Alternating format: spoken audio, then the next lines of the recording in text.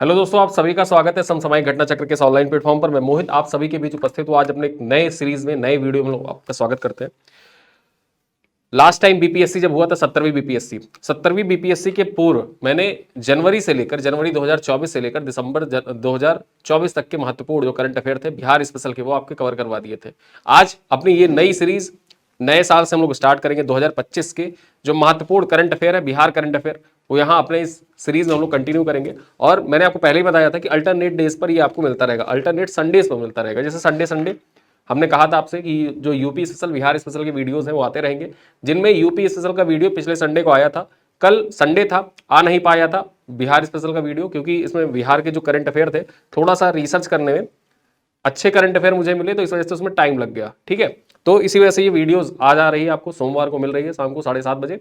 देखा जाए तो ये क्लास आपके परीक्षा के दृष्टिकोण से बहुत ही महत्वपूर्ण होने वाला है। जैसा कि आप सब जानते हैं कि अभी 17वीं बीपीएससी का आज जीएस मेंस का जीएस पेपर 2 खत्म हो गया है। कल ऑप्शनल का पेपर है और ऑप्शनल पेपर होने के बाद 17वीं बीपीएससी की मुख्य परीक्षा खत्म हो जाएगी। आज सुबह सुबह न्यूज़पेपर में खबर आई थी, दैनिक भास्कर की खबर थी कि करीब इस बार भी 1500 सीटें रहने की आसार है। 1500 सीटों पर अध्याचन मिल सकता है और उसके बाद में 1500 सीटों पर वैकेंसी फिर से बीपीएससी, क्योंकि अगले साल चुनाव है और चुनाव के पूर्व हर सरकार यही चाहती है कि अच्छी खासी वैकेंसी दे दो, युवाओं को प्रसन्न करके रखें। तो यूथ भाई बहन सब लोग लगे रहिए, अच्छे से तैयारी करिए। जो 17वीं बीपीएससी देकर आ रहे हैं, जिनका किसी कारणवश नहीं हो पाया था, वो 71वीं बीपीएससी के लिए प्रिपेयर करिए खुद को अच्छे से। और जो बिहार करंट अफेयर है, बिहार करंट अफेयर का वेटेज बहुत ज्यादा है। हर बार पिछली बार आप 17वीं बीपीएससी में देखिए, जो पीटी एग्जाम हुआ था, प्रीलिम्स एग्जाम में 10 क्वेश्चन बिहार स्पेशल के पूछे गए थे। उन 10 question Bihar special current affair के डायरेक्टली पूछे गए थे और उसमें से 8 प्रश्न जो थे वो बिहार करंट अफेयर की, जो मैंने सिर्फ 12 क्लासेस आई थी, उन्हीं 12 क्लासेस में से आपको 8 प्रश्न वहीं से मिल गए थे। तो इसी वजह से देखा जाए तो पूरे महीने के करंट अफेयर को कवर किया जाता है। और इसके पूर्व मैं कुछ क्लास स्टार्ट करूं उसके पहले कुछ सूचना है आपके लिए। यहां पर देखा जाए तो यूपी आरओ के लिए ऑनलाइन प्रैक्टिस टेस्ट सीरीज लगातार चल रही है। इसमें देखा जाए तो 50 सेट की अनूठी श्रृंखला है और हर सेट में 50 प्रश्न होते हैं। ठीक है, हर सेट में 50 प्रश्न होते हैं। अब इन 50 प्रश्नों में भी देखा जाए तो 2 हिस्से में है। यहां पर 15 प्रश्न जो होता है वो होता है हिंदी का और 35 प्रश्न जो है वो किसका है, वो है जीएस का। ठीक है, 35 प्रश्न है जीएस का। और खास बात एक ये है यहां पर कि ये जो 35 प्रश्न है, इन 35 प्रश्न में भी देखा जाए तो 4 प्रश्न तो करंट अफेयर के रखे गए हैं और 2 प्रश्न रीजनिंग के रखे गए हैं। यहां पर 50 प्रश्न रखने का आशय सिर्फ इतना है कि जैसे आपका 200 प्रश्नों का एक सेट है तो हमने उसको छोटे छोटे टुकड़ों में तोड़ दिया है, उसको 4 सेट कर दिया है। 4 सेट करने से फायदा ये होगा कि आप डेली बैठकर फुल लेंथ टेस्ट 200 क्वेश्चन का सॉल्व नहीं कर सकते, लेकिन आप 50 क्वेश्चन की डेली प्रैक्टिस कर सकते हैं। अब क्या है देखा जाए तो आज 28 अप्रैल है। ठीक है, आज 28 अप्रैल है और 27 जुलाई को आपकी परीक्षा प्रस्तावित है। लगभग आज से 90 दिन है। ठीक है, लगभग आज से देखा जाए 90 दिन आपकी परीक्षा को बची हुई है आरओ की। और आरओ की परीक्षा 90 दिन जो होता है पर्याप्त होता है अपनी तैयारी को धार देने के लिए। आप जहां से भी अपनी सोर्स से जिनसे भी पढ़ रहे हैं पढ़ते रहिए, लेकिन पढ़ने के साथ प्रैक्टिस जब आप करते रहेंगे तो तभी आप अनावरत रूप से आगे बढ़ सकते हैं। सिर्फ पढ़ना ही मायने नहीं रखता है। जब तक आप पढ़ने को और पढ़ने के साथ साथ प्रैक्टिस जब तक आप किसी चीज की नहीं करेंगे तो वो फ्रूटफुल चीजें नहीं होती हैं। आपका पढ़ना ही सिर्फ फ्रूटफुल नहीं है, पढ़ने के साथ साथ प्रैक्टिस भी, तब जाके आपकी जो परिणाम है वो अंतिम रूप से आ पाएगा। तो यहां पर आप इसको ज्वाइन करना चाहे डिस्क्रिप्शन बॉक्स में जाइएगा, वहां पर लिंक दे रखा है और ये मात्र 299, ठीक है, 299 रुपए में ये सेट्स आपको मिल जाएगा। अगर आपने पहले से कोई किताब हमारी परचेज कर रखी है, घटना चक्र की, क्यूआर कोड स्कैन कर रखा है, तो आपको वहां पर कूपन भी मिल जाता है, कॉइन भी मिल जाते हैं। कॉइन का ऑफर उठाने के बाद आपको ये 269 के आसपास मिल जाएगा। और जिन लोगों ने नव्य धारा बैच में एनरोल कर रखा है खुद को, उनके लिए तो बल्ले बल्ले, यहां पर ये सिर्फ उनको 50% ऑफ पर मिल जाएगा। ठीक है, 50% ऑफ पर ये 50 सेट्स मिल जाएगा। अनूठी श्रृंखला है, फायदा उठाइए, मजे से फायदा उठाइए। देखा जाए तो 300 रुपए में 50 सेट बहुत पर्याप्त होते हैं। यहां पर लगभग 2500 क्वेश्चन आप सॉल्व करेंगे हमारे साथ मिलकर। चलिए, उसके बाद एक सूचना और भी है घटना चक्र करंट अफेयर को लेकर। यहां पर देखा जाए तो UP PCS, BPSC, UP triple SC तथा अन्य एक दिवसीय परीक्षाओं के लिए महत्वपूर्ण करंट अफेयर की तैयारी करवाई जाती है सिर्फ और सिर्फ 25 रुपए में। क्या क्या चीजें इसमें मिलती है देखा जाए तो करंट अफेयर हमने मासिक पैकेज डिजाइन कर रखा है। ठीक है, मासिक पैकेज में आपको डेली वीडियो क्लासेस मिल जाती है, डेली आपको पीपीटी प्रोवाइड की जाती है, डेली क्लास की प्रिंटेबल पीडीएफ भी आपको दी जाती है, 10 एमसीक्यू का ऑनलाइन टेस्ट होता है रैंकिंग के साथ, 1 साल की इसकी वैलिडिटी होती है। और देखा जाए तो मासिक कंप्लीट प्रिंटेबल पीडीएफ भी आपको प्रोवाइड कर दिया जाता है। एक ऑनलाइन फुल टेस्ट होता है। साथ ही साथ में देखा जाए तो अब जैसे ही हमारा जो मासिक वीडियोस स्टार्ट हुआ है, तो इसी पैकेज में जो पैकेज है उस पैकेज को जब आप ज्वाइन कर लेंगे और हमारे व्हाट्सएप ग्रुप में जब आप पहुंच जाएंगे, जुड़ जाएंगे व्हाट्सएप ग्रुप में, तो वहीं पर आपको जो उत्तर प्रदेश के मासिक करंट अफेयर का पीडीएफ है वो भी दे दिया जाएगा और साथ ही साथ बिहार करंट अफेयर का जो मासिक पीडीएफ है वो भी प्रोवाइड कर दिया जाएगा। तो इस वजह से इस वीडियो के बाद जब आप लोग कहेंगे कि सर पीडीएफ कहां मिलेगा, पीडीएफ कहां मिलेगा, तो पीडीएफ इसी पैकेज में आपको मिल जाएगा। ठीक है, कैसे ज्वाइन कर सकते हैं ये भी मैं आपको बता दूं। कुछ मत करिएगा, आप गूगल खोलिए या फिर आप हमारे प्ले स्टोर पर जाइएगा, प्ले स्टोर पर घटना चक्र ऐप डाउनलोड कर लीजिएगा। उसके बाद का प्रोसेस सेम है, देखिए सर्च करिएगा SSGCP, होम पेज ओपन हो जाएगा। जब आप हमारे ऐप पर भी जाएंगे ना, तो ये सारी चीजें सीधे सीधे आपको वहीं पर ऐप पर ऐसे ही ऐप पर खुलेगा। ठीक है, इसमें आप जाइएगा वीडियो लेक्चर पर, वीडियो लेक्चर ओपन करिए और वीडियो लेक्चर ओपन करने के बाद पैकेज हमारा दिख जाएगा, अप्रैल, मार्च, फरवरी। ठीक है, तो आप ज्वाइन करना चाहे यहाँ पर किसी भी पैकेज में आप एनरोल होंगे तो हमारे व्हाट्सएप कम्युनिटी में आप पहुंच जाएंगे। अप्रैल महीने का आपने पैकेज खोला, पैकेज खोलने के बाद क्या क्या चीजें इसमें मिल जाती है मैंने आपको बताया। वीडियोस तो मिलता ही मिलता है, पीपीटी क्लास की मिल जाती है और ऑनलाइन आपको टेस्ट ऐप पर ही मिल जाएगा। बाकी प्रिंटेबल जो पीडीएफ है वो यहाँ पर कॉन्टेक्ट नंबर दे रखा है, ये ठीक है, ये कॉन्टेक्ट नंबर दे रखा है, इस पे आप कॉल करिएगा, आपको व्हाट्सएप कम्युनिटी में ऐड कर दिया जाएगा और व्हाट्सएप कम्युनिटी में ऐड करने के बाद वहां पे आपको प्रिंटेबल पीडीएफ मिलती रहेगी। ठीक है, यहां पर आप जाइए, डेमो के तौर पर जो 1 अप्रैल का है, 1 अप्रैल डेमो के तौर पर लगा हुआ है, आप देखिए, पसंद आए, आप ज्वाइन करना चाहें जरूर ज्वाइन करिए। रिव्यू पढ़िए, लोगों का रिव्यू क्या है, क्या बता रहे हैं लोग इसके बारे में, बहुत सारे रिव्यू पड़े हुए हैं। ठीक है, आप रिव्यू पढ़िए, लोगों का विचार क्या है, विचार देखिए, फिर उसके बाद ज्वाइन करना चाहे, पसंद है तो आप ज्वाइन करिए। चलिए, अब यहां पर हम 71वीं बीपीएससी की बात कर रहे हैं, तो मैंने आपको पहले ही बता दिया कि लगभग 1500 सीट रहने के आसार है। यहां पर जो 70वीं बीपीएससी हुई थी, ठीक है, 70वीं बीपीएससी की जो परीक्षा हुई थी उसमें देखा जाए तो 70वीं बीपीएससी में जो करंट अफेयर आए थे, जो बिहार करंट अफेयर आया था, मैं बिहार करंट अफेयर की बात करूंगा, बिहार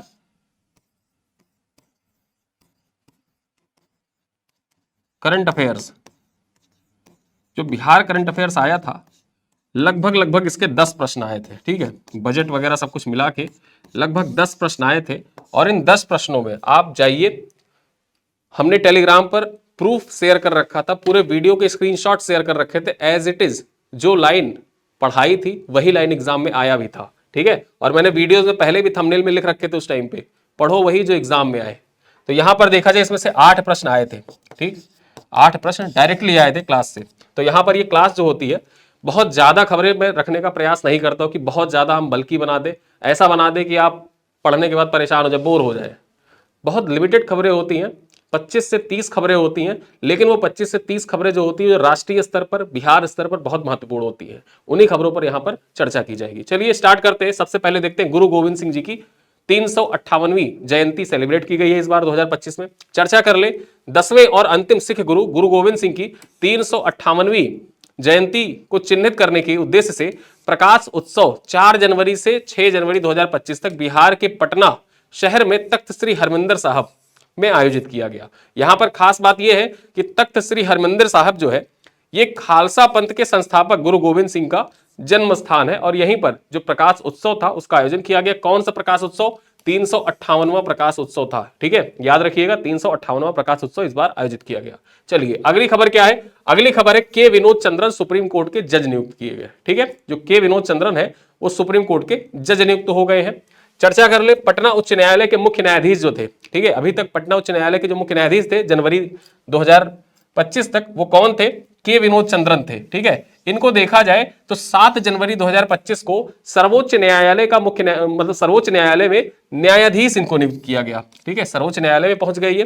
पहले पटना हाई कोर्ट में देखा जाए तो ये चीफ जस्टिस थे और ये है के विनोद चंद्रन। द हिंदू की खबर है। ठीक है, चर्चा कर ले, भारत के मुख्य न्यायाधीश संजीव खन्ना ने उनको 16 जनवरी 2025 को न्यायाधीश न्यायमूर्ति कृष्णन विनोद चंद्रन को सर्वोच्च न्यायालय के न्यायाधीश पद की शपथ दिलाई। यहां पर देखा जाए तो 7 जनवरी को जो राष्ट्रपति के द्वारा अधिसूचना जारी की जाती है, ठीक है, अधिसूचना यहां पर जारी हुई कि इनका जो सुप्रीम कोर्ट में ट्रांसफर हो गया।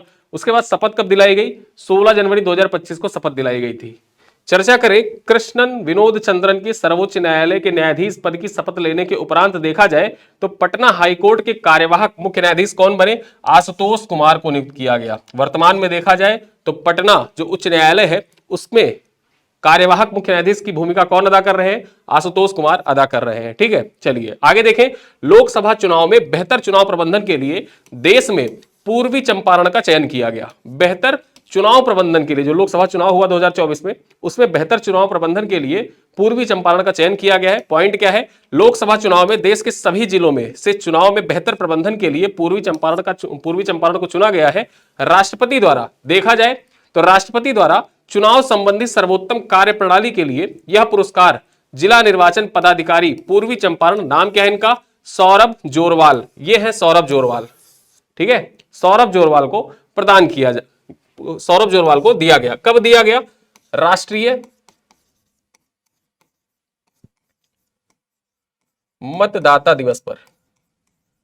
अब ये आपको बताना है कि राष्ट्रीय मतदाता दिवस कब मनाया जाता है। मैं आपको बता देता हूं, जनवरी में ही मनाया जाता है। ठीक है, जनवरी में ही सेलिब्रेट किया जाता है और जनवरी में सेलिब्रेट किया जाता है। राष्ट्रीय मतदाता दिवस जो है उसके एक दिन पहले ही उत्तर प्रदेश दिवस भी मनाया जाता है। चलिए यहां पर देखा जाए तो यह पुरस्कार चुनाव संचालन में बेहतर प्रबंधन, सूचना प्रौद्योगिकी पहलों, सुरक्षा प्रबंधन आदि में योगदान और उत्कृष्टता के लिए प्रदान किया गया है।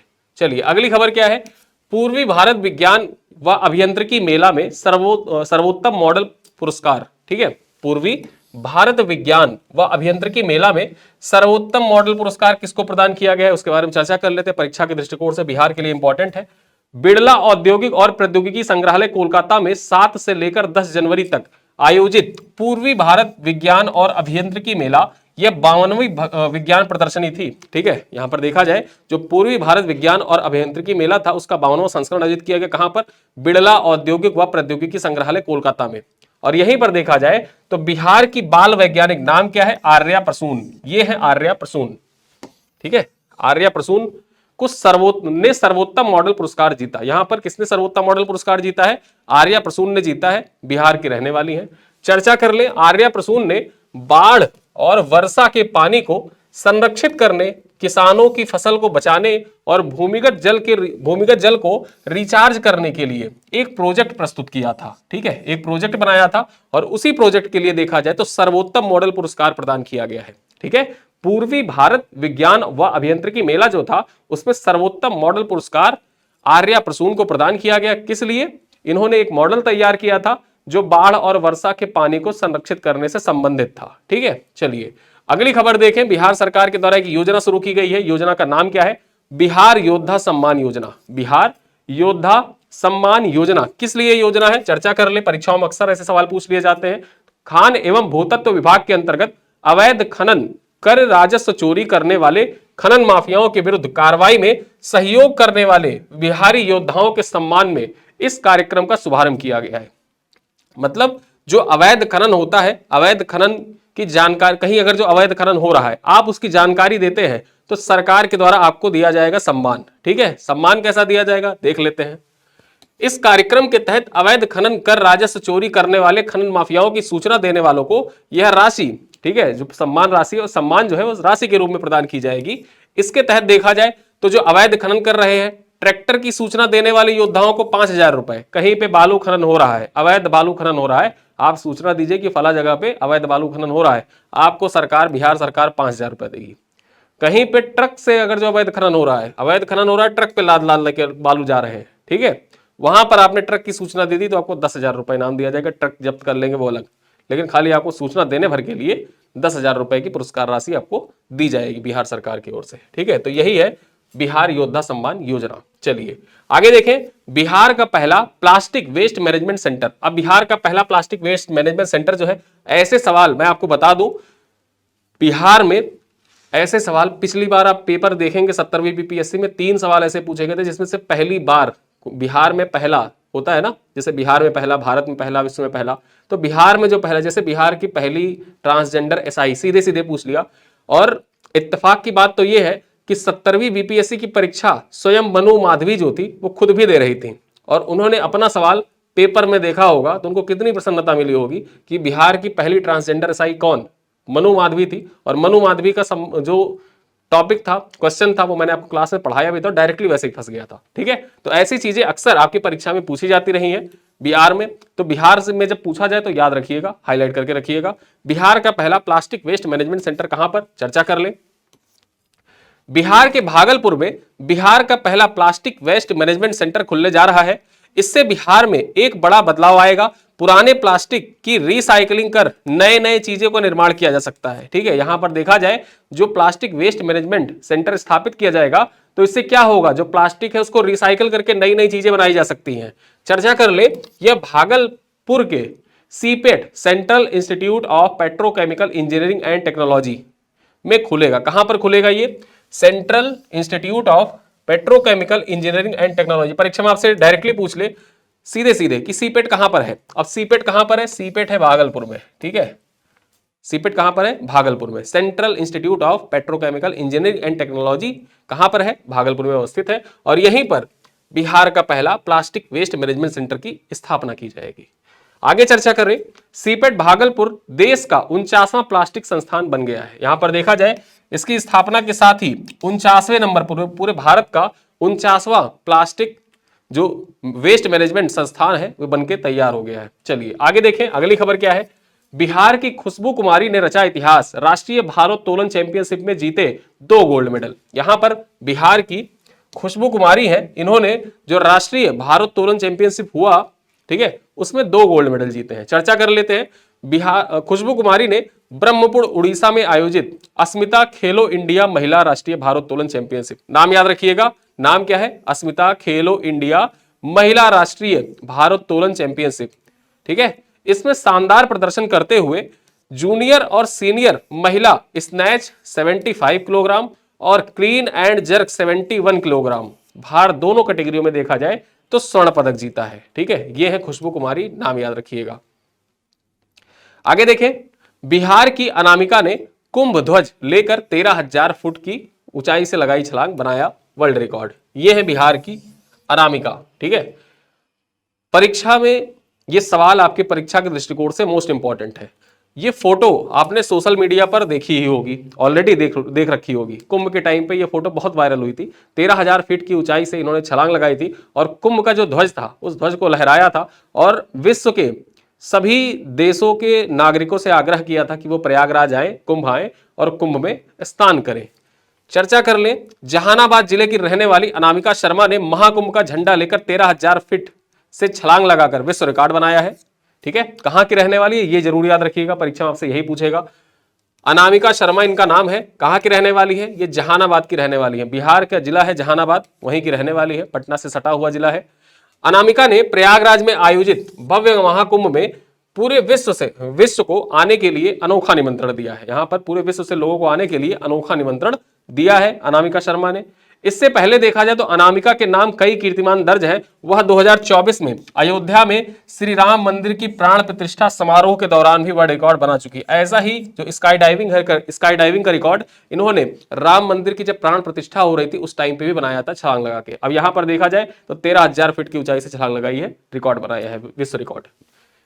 आगे चर्चा करें, घड़ियाल और कछुओं के लिए राज्य का पहला इनक्यूबेशन सेंटर सह नेचर इंटरप्रिटेशन सेंटर बनाया जा रहा है। कहां पर बनाया जाएगा, चर्चा कर लेते हैं। बिहार सरकार ने घड़ियाल और कछुओं के लिए राज्य का पहला प्रजनन केंद्र स्थापित करने का निर्णय लिया है। इस संबंध में जल्द ही Wildlife Trust of India के साथ समझौते ज्ञापन पर हस्ताक्षर किए जाएंगे। राज्य सरकार ने पश्चिमी चंपारण जिले के बेतिया में गंडक नदी में घड़ियाल और कछुओं के लिए राज्य का पहला इंक्यूबेशन सेंटर सह नेचर इंटरप्रिटेशन सेंटर स्थापित करने के लिए सैद्धांतिक मंजूरी प्रदान कर दी है। यानी कि परीक्षा में आपसे सीधे सीधे पूछेगा, मैंने आपको बताया कि जब भी कोई चीज ऐसा है जो बिहार में पहली बार स्थापित किया जा रहा है या बिहार में पहली बार हो रहा है या बिहार का कोई पहला व्यक्ति है जिसने वो कोई कीर्तिमान रचा है तो वो आपकी परीक्षा के लिए बहुत महत्वपूर्ण है। ठीक है, जैसे अनामिका शर्मा महत्वपूर्ण हो गई और उसके पूर्व में देखा जाए तो प्लास्टिक सेंटर, जो प्लास्टिक वेस्ट मैनेजमेंट सेंटर है, ये आपके परीक्षा के दृष्टिकोण से इंपॉर्टेंट है। ठीक है, यहां पर 2 गोल्ड जीतकर इतिहास रचा है, ये भी इंपॉर्टेंट है आपके परीक्षा के लिए। तो सारे पॉइंट इंपॉर्टेंट ही है। ठीक है, तो यहां परीक्षा में आपसे पूछ ले कि बिहार का पहला इंक्यूबेशन सेंटर सह नेचर इंटरप्रिटेशन सेंटर कहां पर स्थापित किया जाएगा?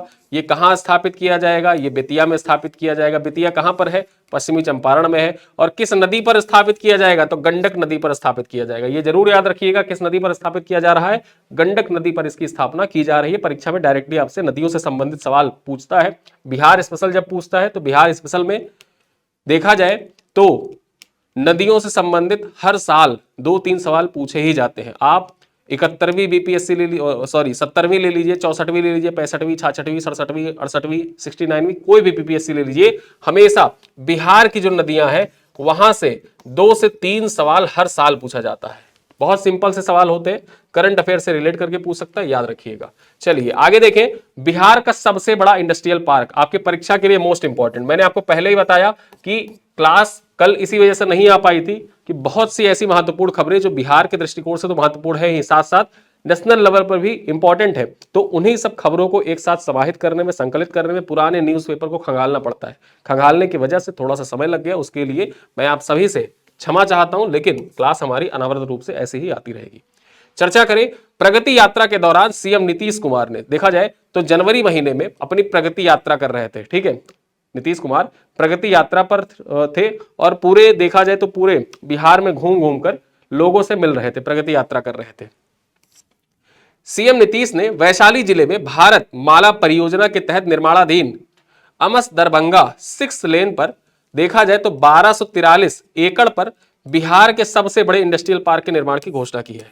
ठीक है, तो ये बिहार का सबसे बड़ा इंडस्ट्रियल पार्क कहां पर बनाया जाएगा? किस जिले में बनाया जाएगा? वैशाली जिले में बनाया जाएगा। ठीक है, और वैशाली जिले का जो मुख्यालय है, मुख्यालय कौन सा है? हाजीपुर।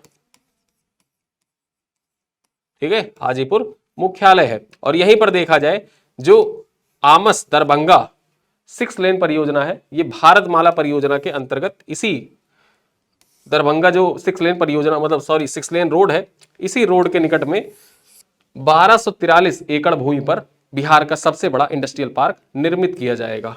इस पार्क के बनने से राज्य में हजारों लोगों को नौकरियां मिलेंगी। इस मौके पर नीतीश कुमार ने वैशाली जिले को देखा जाए तो 276 करोड़, ठीक है, 276 करोड़ 80 लाख रुपए की सौगात भी प्रस्तुत की।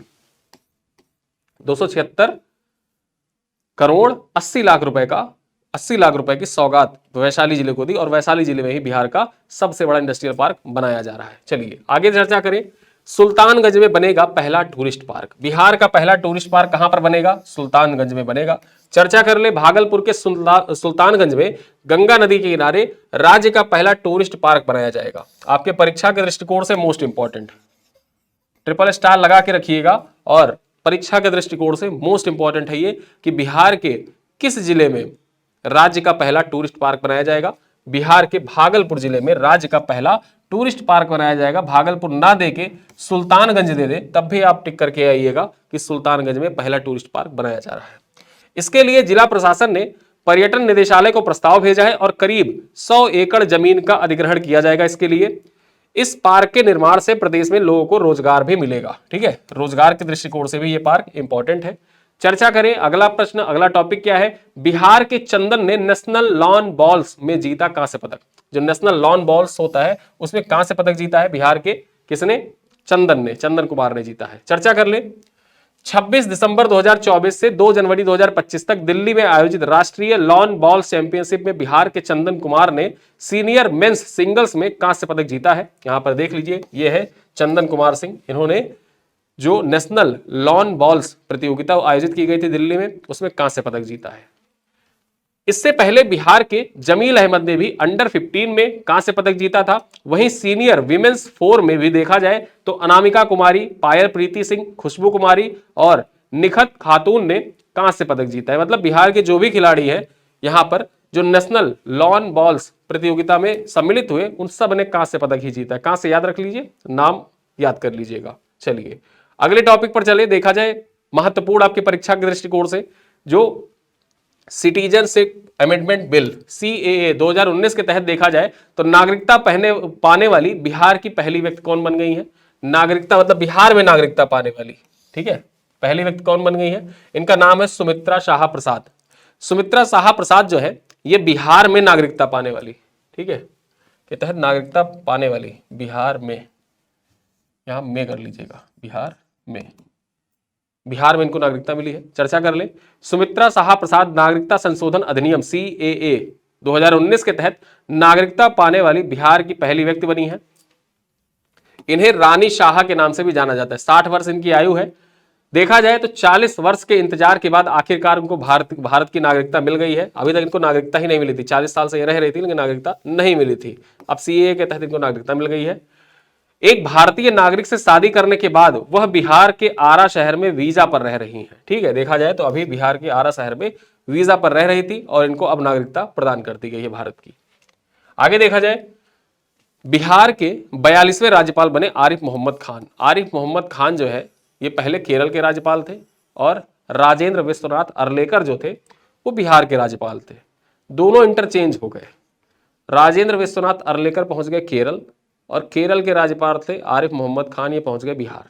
अब इनसे संबंधित जो महत्वपूर्ण फैक्ट्स है वो याद रखिएगा, आपके परीक्षा में पूछा जाएगा हमेशा। देखिए मैं आपको बता दूं, बिहार का एक नेचर रहा है कि वो पॉलिटिकल फिगर से संबंधित सवाल पूछता है। कोई व्यक्ति जो चर्चित रहा है उनसे सवाल पूछना तय है, और खासकर जब वो पॉलिटिकल फिगर हो। ठीक है, और यहां पर देखा जाए तो राज्यपाल का नाम इंपॉर्टेंट हो जाता है, आरिफ मोहम्मद खान का नाम इंपॉर्टेंट हो जाता है। क्यों इंपॉर्टेंट हो जाता है? ये बिहार के दूसरे मुस्लिम राज्यपाल बने हैं, इस वजह से इंपॉर्टेंट हो जाता है। आइए चर्चा करें। आरिफ मोहम्मद खान ने बिहार के 42वें राज्यपाल के पद एवं गोपनीयता की शपथ ली है। पटना हाईकोर्ट के मुख्य न्यायाधीश कृष्णन विनोद चंद्रन, देखिए कृष्णन विनोद चंद्रन जब थे वो तो 17 जनवरी को पहुंच गए सुप्रीम कोर्ट, लेकिन जब वो थे तो वो अपना शपथ इनको दिला के, आरिफ मोहम्मद खान को शपथ दिला के तब वो गए हैं सुप्रीम कोर्ट। ठीक है, तो उस टाइम पे इन्होंने शपथ किसने दिलाई थी? याद रखिएगा, कृष्णन विनोद चंद्रन ने ही शपथ दिलाई थी। चर्चा करें, उन्होंने राजेंद्र विश्वनाथ अर्लेकर का स्थान लिया है, जिन्हें उनके स्थान पर केरल का राज्यपाल नियुक्त किया गया। मतलब राजेंद्र विश्वनाथ अर्लेकर जो है ये अब केरल के राज्यपाल बन गए हैं। अब यहां पर आरिफ मोहम्मद खान से संबंधित जो महत्वपूर्ण फैक्ट्स है उनको देखते हुए चलते हैं। उल्लेखनीय है कि बिहार के 42वें राज्यपाल आरिफ मोहम्मद खान इससे पहले देखा जाए केरल के राज्यपाल थे। जनता पार्टी, लोकदल, बहुजन समाज पार्टी, कांग्रेस और भारतीय जनता पार्टी में भी वह रह चुके हैं। मतलब कोई पार्टी छोड़ी नहीं है आरिफ मोहम्मद खान ने। आरिफ मोहम्मद खान सब पार्टी में घूम फिर के आ चुके हैं। भारतीय जो जनता पार्टी जब स्थापित हुई थी तो जनता पार्टी में भी ये रहे थे। लोकदल, राष्ट्रीय लोकदल जो है लोकदल में भी रहे हैं। BSP, बहुजन समाज पार्टी, मायावती जी की पार्टी, उसमें भी रह चुके हैं। कांग्रेस पार्टी में भी रह चुके हैं और बीजेपी में भी रह चुके हैं। बीजेपी जब इन्होंने छोड़ी, या जब जैसे बीजेपी ने अपना रिटायरमेंट का एरिया फिक्स कर दिया कि आप इतनी एज के बाद रिटायर हो जाओगे, तो जो रिटायर हो गए ना, फिर इनको राज्यपाल बनाया गया था आरिफ मोहम्मद खान को। आगे हम चर्चा करें, नीतीश कुमार के साथ केंद्रीय कैबिनेट में मंत्री रहने वाले आरिफ मोहम्मद खान तब सुर्खियों में आए थे जब उन्होंने शाहबानो कांड पर, जो शाहबानो केस हुआ था, उसी केस के बाद में कांग्रेस को छोड़ दिया था। चर्चा कर ले, बिहार को 26 साल बाद मुस्लिम राज्यपाल मिला है। आरिफ मोहम्मद खान के पहले अगर देखें तो AR किदवई 14 अगस्त 1993 से लेकर 26 अप्रैल 1998 तक राज्य के राज्यपाल थे। ठीक है, यानी कि 26 साल बाद देखा जाए तो बिहार को मुस्लिम राज्यपाल मिले हैं कोई, आरिफ मोहम्मद खान के रूप में। आगे चलिए चर्चा करें अगले टॉपिक पर। दानापुर जो डिवीजन है इसके 100 साल पूरे हो गए हैं। ठीक है, भारतीय रेलवे का जो दानापुर डिवीजन है इसकी स्थापना को 100 साल पूरे हो गए। और यहां से संबंधित सवाल आपके परीक्षा में, जब कोई भी किसी चीज की silver jubilee, golden jubilee, diamond jubilee या 100 साल पूरे होते तो आपकी परीक्षा के दृष्टिकोण से इंपॉर्टेंट हो जाता है। और खासकर तो बिहार पूछता ही है। जैसे पीरियोडिक टेबल के बारे में पूछ लिया, पीरियोडिक टेबल के निर्माण के कितने साल पूरे हो गए? 150 साल पूरे हुए थे आसपास, शायद 150 या 200 साल पूरे हुए थे, उसको पूछ लिया था। 100 साल से संबंधित पाइका विद्रोह पे सवाल पूछ लिया था, जलियांवाला बाग पे सवाल पूछ लिया। ठीक है, तो यहां पर देखा जाए तो 1 जनवरी 2025 को, ठीक है, 1 जनवरी 2025 को 100 साल पूरे हो गए हैं दानापुर रेलवे डिवीजन के, तो यहां से सवाल पूछ सकता है। भारतीय रेलवे के दानापुर डिवीजन जो पहले दीनापुर था, किस नाम से जाना जाता था पहले? जो दानापुर अब जाना जा रहा है इसको पहले दीनापुर के नाम से जाना जाता था। ठीक है, 1 जनवरी 2025 को 100 साल इसने पूरे कर लिए हैं। इसकी स्थापना 1 जनवरी 1925 को हुई थी। 1952 में इसे पूर्वी रेलवे के अंतर्गत शामिल किया गया था, जिसका मुख्यालय कहां पर था? लखनऊ में। पूर्वी रेलवे जो है इसका मुख्यालय कहां पर, लखनऊ कह रहा, कोलकाता में है।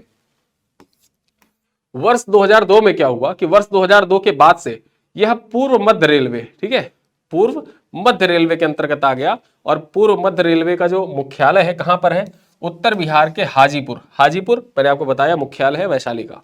ठीक है, चर्चा करें दानापुर के पहले मंडल अधीक्षक कौन थे, तो दानापुर के पहले मंडल अधीक्षक जो थे इनका क्या नाम था, सी आयर्स नाम था, सी आयर्स, ठीक इनका नाम था, जिन्होंने 1 जनवरी 2025 को अपना कार्यभार संभाला था। ठीक है, सी आयर्स जो थे ये पहले मंडल अध्यक्ष थे दानापुर मंडल के। चलिए अगली खबर पे चर्चा करें। अगला खबर क्या है, बिहार ने आपदा प्रबंधन के लिए इसरो के साथ ऐतिहासिक समझौते पर हस्ताक्षर किया है। आपदा प्रबंधन के क्षेत्र में इसरो के साथ समझौता हुआ है बिहार सरकार का। चर्चा कर ले, बिहार राज्य आपदा प्रबंधन प्राधिकरण, बिहार मौसम सेवा केंद्र और भारतीय अंतरिक्ष अनुसंधान संगठन ने एक प्रमुख संस्थान स्पेस एप्लीकेशन सेंटर के बीच, ठीक है, एक त्रिपक्षीय समझौते का अंतिम रूप दिया गया है। त्रिपक्षीय समझौता हुआ है किसके किसके बीच में, जो बिहार का राज्य आपदा प्रबंधन प्राधिकरण उसके बीच में, इसरो के बीच में, तथा बिहार मौसम सेवा केंद्र जो है उसके बीच में, इन तीनों के बीच में एक एग्रीमेंट साइन हुआ है। इसका उद्देश्य क्या है, जो एग्रीमेंट साइन हुआ है, इस एग्रीमेंट का साइन करने के पीछे मुख्य उद्देश्य क्या था, बाढ़, सूखा, लू, शीतलहर, विद्युत और यहां तक कि भूकंप जैसी आपदाओं की निगरानी और भविष्यवाणी करने के लिए बिहार की क्षमता को बढ़ाना था। इसका उद्देश्य मुख्य उपग्रह डेटा का उपयोग प्रारंभिक चेतावनी प्रदान करने, प्रतिक्रिया रणनीतियों को बेहतर बनाने के लिए किया जाएगा। रिमोट सेंसिंग तकनीकी नदी की गहराई और जल प्रवाह का अनुमान लगाने में मदद करेगी, जिससे बाढ़ से होने वाली क्षति को कम करने में मदद मिलेगी बेसिकली। ठीक है, तो इसी उद्देश्य से देखा जाए तो ये समझौता ज्ञापन जो हुआ था हस्ताक्षरित किया गया है बिहार के आपदा प्रबंधन प्राधिकरण जो है और इसरो के बीच में। ठीक है, ये त्रिपक्षीय समझौता है। अगला पॉइंट क्या है, बिहार में दिखा चीन और वियतनाम का मायावी पक्षी। ठीक है, ये मायावी पक्षी यहां पर देख लीजिए, इसके बारे में डिटेल से जान लेते हैं पॉइंट्स पर। वाल्मीकि टाइगर रिजर्व के जंगलों में दुर्लभ व्हाइट ईयर नाइट हेरॉन, क्या नाम है इसका, जो ये मायावी पक्षी है इसको क्या कहा जाता है, क्या नाम है इस मायावी पक्षी का, इस मायावी पक्षी का नाम है white year night heron. Basically है क्या, जैसे रात्रिचर होते हैं, ठीक है, दिन भर सोएगा, रात को जगेगा, शिकार करेगा, ये है इसकी मेन खासियत। वियतनाम और चीन में देखा जाता था, लेकिन ये दुर्लभ पक्षी जो है भारत में सिर्फ एकमात्र स्थान वाल्मीकि टाइगर रिजर्व है जहां पर इसको देखा गया है। ठीक है,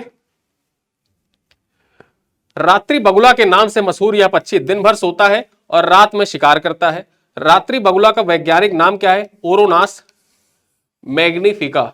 ठीक है, ओरोनासा मैग्निफिका इसका वैज्ञानिक नाम है। यह एक ऑर्डेड परिवार यानी कि जलचर पक्षी यानी बगुले की प्रजाति है। चर्चा कर लें, इस पक्षी को पहली बार 24 नवंबर 2016 को वाल्मीकि टाइगर रिजर्व में देखा गया था। वर्ष 2000 में इसे लुप्तप्राय पक्षियों की कैटेगरी में शामिल कर दिया गया था। देखा जाए तो लुप्तप्राय कैटेगरी, लुप्तप्राय जो इंडेंजर्ड कैटेगरी होती है IUCN की, उस IUCN की इंडेंजर्ड कैटेगरी में सन 2000 में इसको शामिल किया गया था। ठीक है, किस, इसका वैज्ञानिक नाम याद रखिएगा, ओरोनासा मैग्निफिका इसका वैज्ञानिक नाम है। ऑर्डेडे परिवार का यानी कि जलचर पक्षी है ये एक प्रकार का, और ये रात भर सोता है, ये बगुले की प्रजाति है, रात भर सोता है, दिन भर सोता है और रात भर ये शिकार करता है, मछलियों का शिकार करता है बेसिकली। आगे चर्चा करें, ब्रिटेन के रॉयल मिंट ने जॉर्ज ऑरवेल को सम्मानित किया। यहां पर जॉर्ज ऑरवेल जो थे इनको सम्मानित किया गया है, इनके नाम का एक सिक्का चलाया गया है। चर्चा करें, ब्रिटेन के रॉयल मिंट ने बिहार के पूर्वी चंपारण के मोतिहारी में जन्मे जॉर्ज ऑरवेल की 75वीं पुण्यतिथि के अवसर पर उनके सम्मान में एक सिक्का जारी किया है।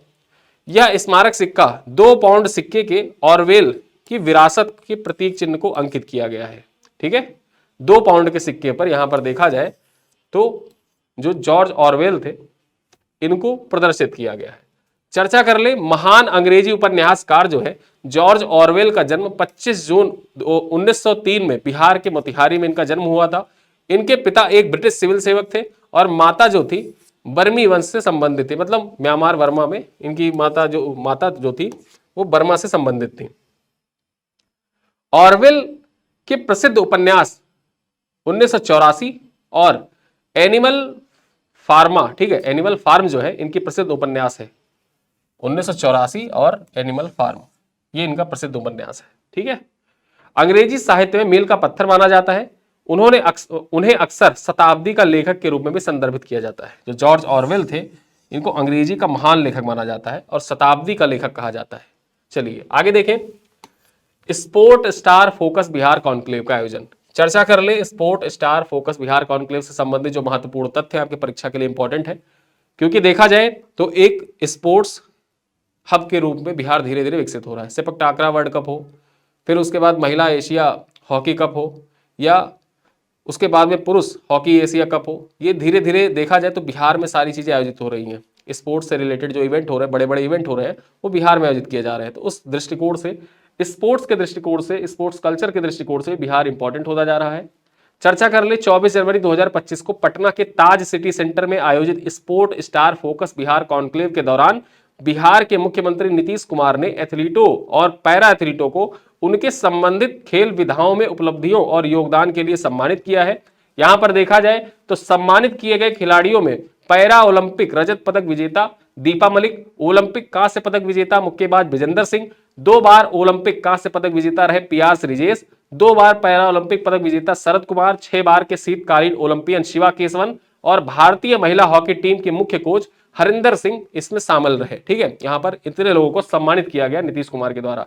चर्चा कर ले, इन खेल सितारों को शॉल और एक आवरण युक्त सिल्वर फिश देकर सम्मानित किया गया। ठीक है, अब यहां पर 2 विशेष पुरस्कार भी प्रदान किए गए हैं। 2 विशेष पुरस्कार कौन कौन से? एक तो डेकाथलीट जयप्रकाश सिंह ने अनसंग चैंपियन पुरस्कार जीता है और किशोर शतरंज खिलाड़ी मोहम्मद रेयान ने यंग अचीवर सम्मान जीता है। प्रत्येक को 50,000 रुपए नगद पुरस्कार प्रदान किया गया। यहां पर ये 2 अवार्ड जरूर याद रखिएगा। अनसंग चैंपियन पुरस्कार किसने जीता है? नाम क्या है? जयप्रकाश सिंह। इनको 50,000 रुपए प्रदान किया गया। और साथ ही साथ देखा जाए तो मोहम्मद रेयान जो है ये शतरंज के खिलाड़ी हैं, इनको यंग अचीवर सम्मान से सम्मानित किया गया और इनको भी 50,000 दिया गया। ठीक है, 50,000 रुपए की सम्मान राशि इनको भी प्रदान की गई। दोनों नाम याद रखिएगा, परीक्षा के लिए इंपॉर्टेंट। चलिए आगे देखें, साइक्लोपियन वॉल की मैपिंग और 3D डायमेंशनल मॉडल तैयार करेगा इसरो। यहां पे जो साइक्लोपियन वॉल है इसका 3D डायमेंशनल और मैपिंग तैयार करने का काम किसके द्वारा किया जाएगा? इसरो के द्वारा किया जाएगा। यहां पर महाभारत कालीन, इसको भारत का चीन, जैसे चीन की दीवार है ना, वैसे ही इसको भारत की चीन की दीवार की संज्ञा दी जाती है साइक्लोपियन वॉल को। ठीक है, चर्चा कर ले, इसरो की देखरेख में राजगीर की साइक्लोपियन वॉल, सबसे पहले याद रखो ये साइक्लोपियन वॉल कहां पे अवस्थित है? ये राजगीर में अवस्थित है। ठीक है, कहां पर? राजगीर में अवस्थित है। इंपॉर्टेंट है आपकी परीक्षा के लिए। साइक्लोपियन वॉल की मैपिंग और 3D मॉडल बनाने के लिए लिडार तकनीकी का उपयोग किया जाएगा। यह परियोजना भारतीय पुरातत्व सर्वेक्षण के अधीक्षक पुरातत्वविदों द्वारा शुरू की जाएगी। यह परियोजना भारतीय पुरातत्व सर्वेक्षण के अधीक्षक पुरातत्वविदों द्वारा शुरू की जाएगी। यह परियोजना राजगीर के ऐतिहासिक महत्व को समझने में मदद करेगी और इसके संरक्षण में भी योगदान देगी। और इस तकनीकी जो लेडर तकनीकी है, यह तकनीकी का उपयोग करके प्राचीन संरचनाओं की संरचना और आकार को बेहतर ढंग से समझने में मदद मिलेगी। ठीक है, तो आपके परीक्षा के लिए ये इंपॉर्टेंट हो जाता है। जो cyclopean wall mapping 3D dimensional model है, किसके सहयोग से तैयार किया जाएगा? इसरो के सहयोग से तैयार किया जाएगा। और देखा जाए, आगे देखें, बिहार के पहले खेल विश्वविद्यालय को यूजीसी की मान्यता प्रदान कर दी गई है। ठीक है, यहां पर जो बिहार का पहला खेल विश्वविद्यालय है ये कहां पर अवस्थित है? यही आपसे परीक्षा सवाल पूछा जाएगा। राजगीर में अवस्थित है। कहां पर?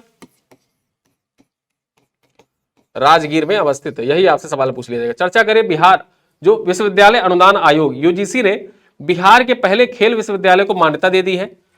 ठीक है, यह विश्वविद्यालय राजगीर में अवस्थित है। बिहार के मुख्यमंत्री नीतीश कुमार ने पिछले साल 29 अगस्त को इसका उद्घाटन किया था। 29 अगस्त का जो दिन होता है राष्ट्रीय खेल दिवस के रूप में मनाते हैं। मेजर ध्यानचंद्र की जयंती होती है इस दिन। मान्यता मिलने के बाद यह विश्वविद्यालय अब यूजीसी द्वारा मान्यता प्राप्त प्रतिष्ठित संस्थानों की सूची में शामिल हो गया है। ठीक है, तो याद रखिएगा कि बिहार का पहला खेल विश्वविद्यालय कहां पर अवस्थित है? राजगीर में अवस्थित है। आगे देखें, 85वां अखिल भारतीय पीठासीन अधिकारी सम्मेलन। जो 85वां अखिल भारतीय पीठासीन अधिकारी सम्मेलन है, यह सवाल आपकी परीक्षा में पूछा जाना मोस्ट इंपॉर्टेंट अवश्याम भी है, इनविटेबल है, पूछा जा सकता है। ठीक है, देखा जाए 85वां अखिल भारतीय पीठासीन अधिकारी सम्मेलन जो है ये 21 जनवरी 2025 को पटना बिहार में संपन्न हुआ। कहां पर हुआ? पटना बिहार में 21 जनवरी 2025 को देखा जाए तो ये संपन्न हुआ 85वां अखिल भारतीय पीठासीन अधिकारी सम्मेलन। 2 दिवसीय 85वां अखिल भारतीय पीठासीन अधिकारी सम्मेलन जो था ये 20 और 21 जनवरी 2025 को पटना के बिहार विधानमंडल परिसर में इसका आयोजन किया गया था। ठीक है, बिहार विधानमंडल परिसर जो था उसी में इसका आयोजन किया गया था। इसका थीम क्या था?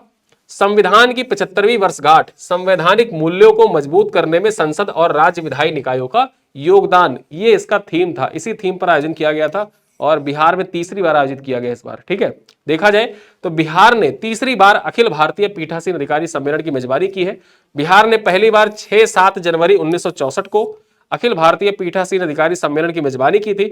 दूसरी बार देखा जाए तो 1982 में आयोजन किया गया था, यानी कि 1964, 1982 और अब 2025 में। ठीक है, 2025 में अखिल भारतीय पीठासीन अधिकारी सम्मेलन जो हुआ है वो बिहार में आयोजित किया गया है। चलिए अब यहां पर देखें, अंतिम टॉपिक आज इस बिहार करंट अफेयर में, जो जनवरी का करंट अफेयर, उसमें अंतिम टॉपिक पे चर्चा करें, पद्म पुरस्कार 2025। ठीक है, अब यहां पद्म पुरस्कारों के अंतर्गत जो पद्मश्री, पद्म भूषण, पद्म विभूषण, तीनों के बारे में चर्चा करेंगे। सबसे पहले हम लोग चर्चा करेंगे पद्म विभूषण किसको प्रदान किया गया है। श्रीमती शारदा सिन्हा को मरणोपरांत पद्म विभूषण से सम्मानित किया गया है। किस क्षेत्र में? कला के क्षेत्र में प्रदान किया गया है। उन्होंने वर्ष 2018 में भारत के तीसरे सबसे बड़े नागरिक सम्मान पद्म भूषण से भी सम्मानित किया गया है। ठीक है, उन्हें देखा जाए तो 2018 में पद्म भूषण से सम्मानित किया जा चुका है और अब उनको पद्म विभूषण से सम्मानित किया गया 2025 में। चर्चा कर ले, 1991 में उन्हें चौथे सर्वोच्च नागरिक सम्मान पद्मश्री से सम्मानित किया गया था। 1991 में पद्मश्री मिला, 2018 में पद्म भूषण मिला और 2025 में पद्म विभूषण मिला है। ठीक है, और साथ ही साथ देखा जाए तो संगीत नाट्य अकादमी पुरस्कार से भी इनको सम्मानित किया जा चुका है। और शारदा सिन्हा से संबंधित सवाल, बिहार में छठ पूजा जो है वो, बिहार की छठ पूजा देखा जाए बिहार में होता है मूलतः, लेकिन अंतरराष्ट्रीय पूजा है। पूरे विश्व में लोग उगते सूर्य को नमस्कार करते हैं, बिहार में डूबते सूर्य को नमस्कार किया जाता है। और शारदा सिन्हा जी के जो गीत है, बिना शारदा सिन्हा जी के गीतों के ये जो छठ है वो कंप्लीट नहीं होता है। ठीक है, तो देखा जाए शारदा सिन्हा जी का देहांत हो गया और इनसे संबंधित सवाल आपकी परीक्षा में पूछा जाना तय है। अब यहां पर पद्म भूषण से चर्चा कर ले, बिहार के किस व्यक्ति को पद्म भूषण दिया गया है? सुशील कुमार मोदी को मरणोपरांत, किस क्षेत्र में? लोक कार्य के लिए, जो पब्लिक वर्क्स है, पब्लिक वर्क्स के लिए सुशील कुमार मोदी, जो पूर्व देखा जाए तो उप मुख्यमंत्री हैं बिहार के, सुशील कुमार मोदी बीजेपी से संबंधित है, मरणोपरांत इनको पद्म भूषण से सम्मानित किया गया है। अब हम चर्चा कर ले पद्मश्री पुरस्कारों की। पद्मश्री पुरस्कारों में सबसे पहला नाम किसका आता है? भीम सिंह भावेश, सामाजिक कार्य के लिए दिया गया है। बिहार के भोजपुर जिले से संबंधित है ये। ठीक है, जो भीम सिंह भावेश है इनका संबंध कहां से है? बिहार के भोजपुर जिले से इनका संबंध है। संबंध कहां से, किस जिले से, जरूर याद रखा करिए। ठीक है, अपने फाउंडेशन नई आस के माध्यम से मुसहरा समुदाय के उत्थान से संबंधित सामाजिक कार्यों के लिए इनको जाना जाता है। मुसहरा समुदाय जो है, मुसहरा समुदाय, ठीक है, ये समुदाय क्या होता है? मुसहरा समुदाय जो है, इसी समुदाय के उत्थान के लिए, सामाजिक उत्थान के लिए देखा जाए तो भीम सिंह भावेश को जाना जाता है और इसी वजह से देखा जाए तो पद्मश्री से इनको सम्मानित किया गया है। आगे देखें, दूसरा नाम किसका है? हेमंत कुमार का है। चिकित्सा के क्षेत्र में बिहार के प्रसिद्ध नेफ्रोलॉजिस्ट है हेमंत कुमार, डॉक्टर हेमंत कुमार। ठीक है, इनको सम्मानित किया गया पद्मश्री से। तीसरा नाम है किशोर कुणाल को, मरणोपरांत सिविल सेवा के क्षेत्र में, सिविल सर्विस के क्षेत्र में देखा जाए इनको प्रदान किया गया है। चौथा नाम है डॉक्टर श्रीमती निर्मला देवी का, कला के क्षेत्र में इनको दिया गया है। सुजनी कढ़ाई में योगदान के लिए सम्मानित किया गया है। वह बिहार के मुजफ्फरपुर जिले की रहने वाली हैं। यहां पर देखा जाए तो निर्मला देवी बिहार के मुजफ्फरपुर जिले की रहने वाली हैं और इनको सुजनी कढ़ाई में योगदान के लिए सम्मानित किया गया पद्मश्री से। श्री विजय नित्यानंद सुरीश्वर जी महाराज, अन्य आध्यात्मिक क्षेत्र में इनको सम्मानित किया गया है।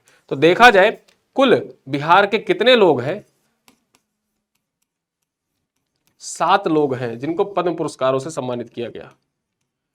पद्म पुरस्कार,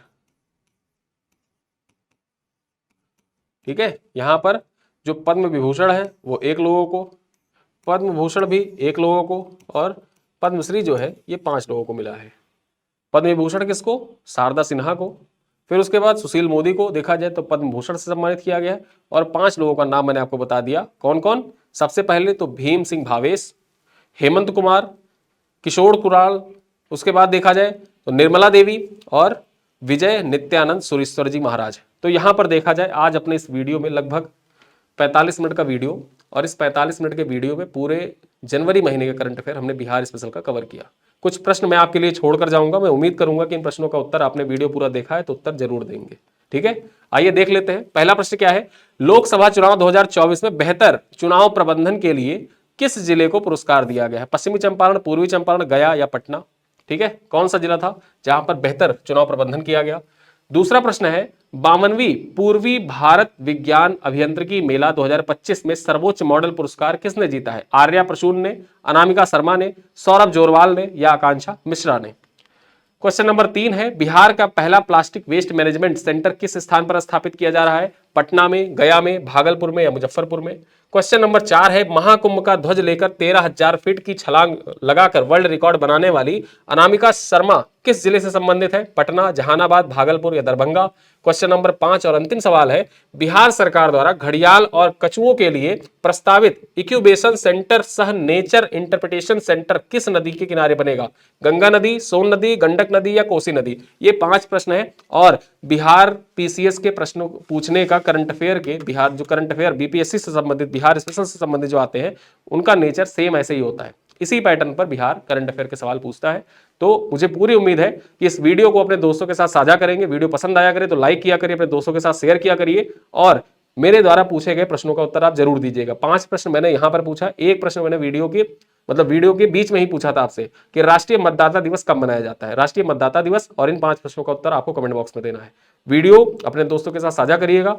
कोई फीडबैक हो, कमेंट हो तो आप ग्रुप में, या ग्रुप में लिखना चाहे तो आप ग्रुप में लिख सकते हैं, या फिर आप कमेंट बॉक्स में ही लिख सकते हैं। ठीक है, पीडीएफ इत्यादि प्राप्त करने के लिए, पीडीएफ के लिए मैंने आपको पहले ही बता दिया कि आप इस पीडीएफ की डिमांड करेंगे, आपको पीडीएफ ग्रुप में प्रोवाइड कर दी जाएगी। अगर आप पीडीएफ चाहते हैं तो आप जो हमारा मतलब पैकेज है उस पैकेज को ज्वाइन कर सकते हैं। मात्र 18 रुपये 75 पैसे में ही आपको पैकेज ज्वाइन हो जाएगा। ठीक है, आप पैकेज ज्वाइन कर लीजिए, आपको पीडीएफ वहां पर सारी मिलती रहेगी, चाहे वो यूपी स्पेशल का हो, बिहार स्पेशल का हो या डेली करंट अफेयर का हो, सारी पीडीएफ आपको वहां पर मिलती रहेंगी। ठीक है, इसी के साथ मैं विदा लेता हूं, मिलते हैं अगली क्लास में, तब तक के लिए धन्यवाद।